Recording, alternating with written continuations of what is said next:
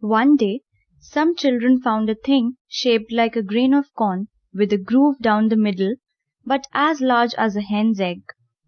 A traveler bought it from the children and sold it to the king as a curiosity. The king asked his wise men to find out what the thing was. They could not solve the mystery till one day, when the thing was lying on a window sill, a hen pecked at it till she had made a hole, and then everyone saw that it was a grain. The king ordered them to find out when and where such corn had grown. The learned men searched in their books but could not find any answer. They suggested that the king ask some peasants who could have heard from their fathers when and where grain grew to such a size. So the king gave orders, and his servants brought before him a very old peasant. He was ashy pale and toothless, and managed to totter into the king's presence with the help of 2 crutches. He could hardly see or hear, and said that he had never sowed or reaped or bought such corn. However, his father might know where such corn grew. The old man's father was then brought before the king.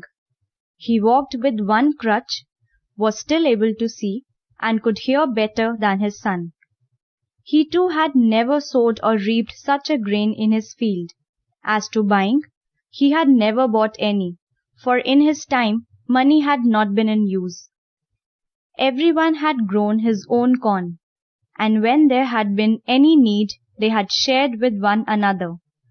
But he had heard his father say that in his time the corn had been larger and had yielded more flour. The king's men then brought before him this old man's father. He entered, walking easily and without crutches. His eyes were clear, his hearing good, and he spoke distinctly. The old grandfather held the grain in his hand and said that it was a long time since he had seen such fine grain. He had grown up on such corn in his young days.